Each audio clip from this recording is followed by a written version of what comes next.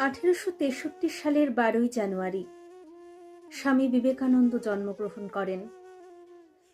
তিনি বলেছিলেন, বহু রূপে সম্মুখে তোমার, ছাড়ি কোথা খুঁজিছ ঈশ্বর। জীবে প্রেম করে যেই জন, সেই জন সেবিছে ঈশ্বর।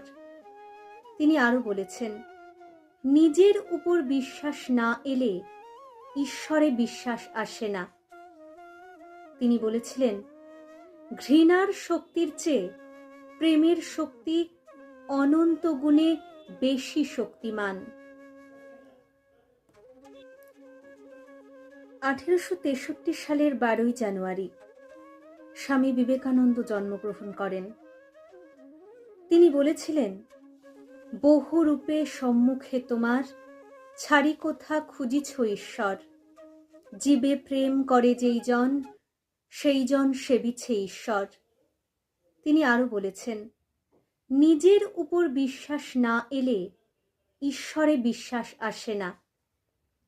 তিনি বলেছিলেন, ঘৃণার শক্তির চেয়ে প্রেমের শক্তি অনন্ত গুণে বেশি শক্তিমান।